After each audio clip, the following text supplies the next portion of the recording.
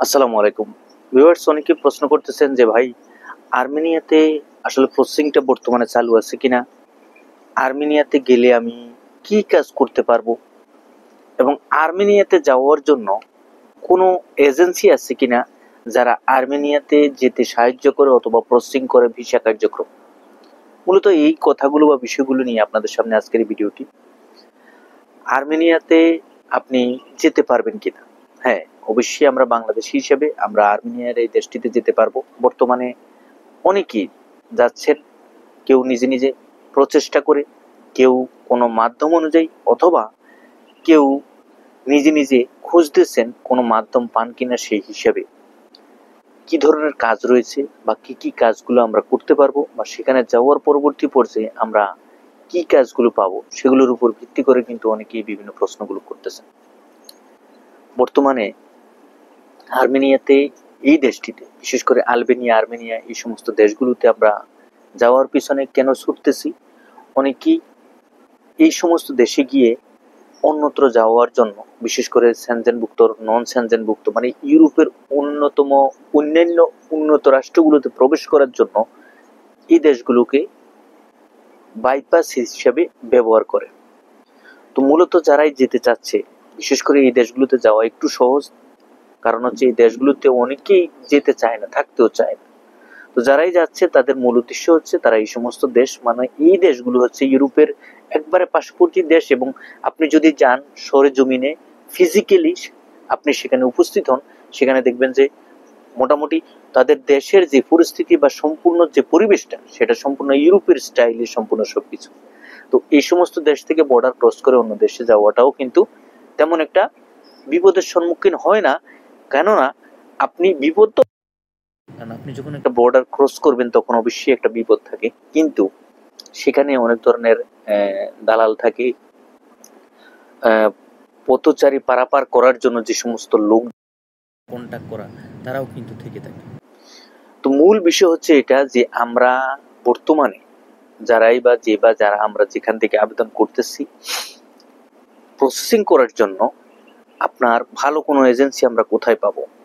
দেখেন, এই সমস্ত দেশগুলো আসলে সচরাচর কোনো কাজ যে কোম্পানির কন্ট্যাক্ট করে বা বিভিন্ন প্রতিষ্ঠানের কন্ট্যাক্ট করে আমাদের বাংলাদেশ থেকে কর্মী নিয়ে নিবে এটা না সেটা না।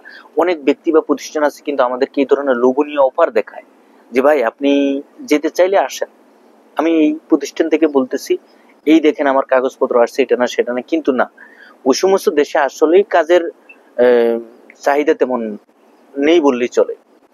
আমরা গেলেও কিন্তু আমরা হুটহাট করে যদি আমরা যে কোনো একটা উদ্দেশ্য নিয়ে যাই, আপনি দেখবেন যে সেখানে গিয়ে কষ্ট করতে হবে, একটা পর্যায়ে কয়েক মাস কয়েকদিন থাকার পরে আপনি যে কোনো একটা কাজ খুঁজে পাবেন। কিন্তু সচরাচর যে কাজ অ্যাভেলেবেল, যে কাজ আছে ওইরকম কিন্তু না। আমরা এখানে বসে কোনো মাধ্যম বা কোনো ব্যক্তি আমাকে পরামর্শ দিবে যে সেখানে গেলে কাজ আছে, এটা না সেটা না, সম্পূর্ণ সবকিছু আমাদের হয়ে যাবে, এটা একটা ভুল ধারণা।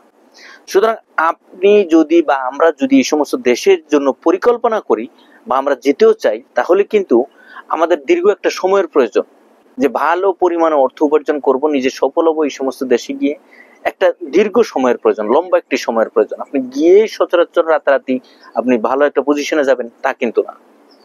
ভিডিওটা লম্বা করতে চাই না, খুব শর্টকাটে আপনাদের কাছে বলতে চাই যে এজেন্সি গুলো আমাদের দেশ থেকে বলতেছে যে আর্মেনিয়াতে নিবে, আলবেনিয়াতে নিবে। আর্মেনিয়াতে এজেন্সি তেমন নেই বললেই চলে। আপনাকে ইন্ডিয়াতে যেতে হবে অথবা চীনে গিয়ে আবেদন করতে হবে। বাংলাদেশ থেকে যারা যেতে চাচ্ছেন, মিডল ইস্টের বিভিন্ন দেশে আছেন যারা, আর্মেনিয়ার কোনো এম্বাসি যদি আপনার যে দেশে আপনি অবস্থানরত আছেন সেই দেশে যদি থেকে থাকে, অবশ্যই আপনি সেখানে এম্বাসির সাথে পরামর্শ করে আপনি আবেদন করে যে ধরনের রিকোয়ারমেন্টস ফুলফিল করে আপনি ভিসা অ্যাপ্লিকেশন সাবমিশন করে আপনি ভিসা নিতে পারবেন। এ তো গেল আপনার হচ্ছে প্রসেসিং এর বিষয়টা।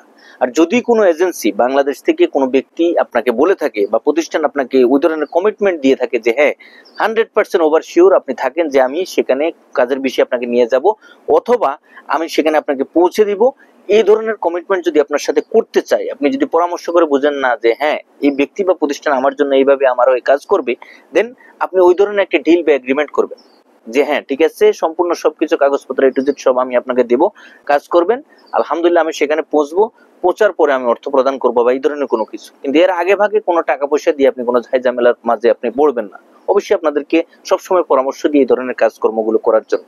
তাহলে আমি, আপনি বা আমরা যারা এই ভিডিওটা দেখবো বা ভবিষ্যতে আমরা যারা ভিডিওটা শুনবো বা দেখবো বা এই ধরনের কার্যকলাপের সাথে যুক্ত হব, সবাই আমরা সতর্ক হয়ে যাব। সোজা হিসাব।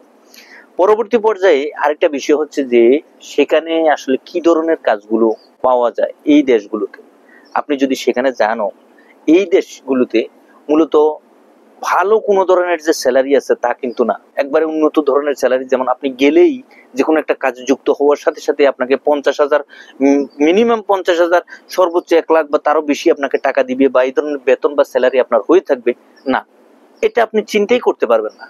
আপনি এটা চিন্তাই করতে পারবেন না যে না আমি ভালো পরিমাণের একটা অর্থ পাবো। অথবা আরেকটা বিষয় আমি আপনাদের সাথে শেয়ার করি যে আমার ভালো একটা এক্সপিরিয়েন্স আছে। যেমন ধরেন আমি ড্রাইভিং এর উপরে ভালো একটা দক্ষতা আছে, বাংলাদেশে আমার ইন্টারন্যাশনাল ড্রাইভিং লাইসেন্স আছে।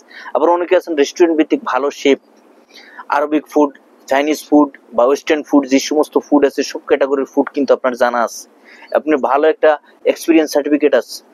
এবং অনেকে আছে ফ্যাক্টরিগত কাজের উপর, অনেকে আছে কনস্ট্রাকশন কাজের উপর, বিভিন্ন ভাবে কিন্তু অনেক ব্যক্তিগত দক্ষতা থেকে থাকে। তার উপর ভিত্তি করে অনেক ব্যক্তি বা প্রতিষ্ঠান আমাদেরকে লোভনীয় অফার দেয়, যদি আপনি এই কাজগুলো আপনার দক্ষতা বা আপনি আপনার যথেষ্ট পরিমাণ জ্ঞান থাকে তাহলে আপনি আর্মেনিয়াতে যেতে পারবেন, ভালো পরিমাণ অর্থ উপার্জন করতে পারবেন। এই ধরনের কোম্পানি বা এই ধরনের কন্ট্রাক্ট আমার হাতে আছে, প্রতিষ্ঠানের কাগজপত্র জমা দেন। সেক্ষেত্রেও আপনাকে বুঝতে হবে যে না আপনার যে বেতন বা স্যালারিটা হয়তোবা আপনার যে মন মতো বা আপনার কন্ট্যাক্ট পেপারে যেটা থাকবে সেখানে গিয়ে দেখবেন উল্টাটা, অথবা আপনার কাগজ কলম কোনো কিছু কথাবার্তার সাথে কোনো কিছুর কোনো মিল নেই। সুতরাং আপনাকে বুঝতে হবে যে আপনি যেহেতু এই ধরনের একটি দেশে যেতে চাচ্ছেন, আপনাকে সর্বপ্রথম চিন্তা করতে হবে যে আপনার বেতন কিন্তু ওই ধরনের আহামরি হবে না।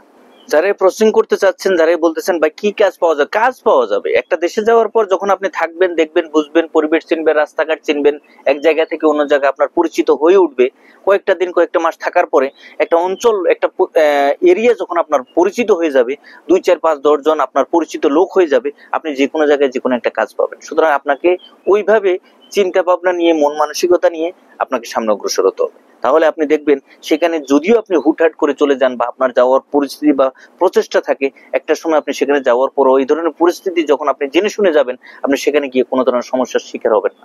সবাই ভালো থাকবেন, সুস্থ থাকবেন। আগামীতে নতুন কোনো আপডেট নিয়ে খুব শীঘ্রই আপনাদের সামনে উপস্থিত হবো। আল্লাহ হাফেজ।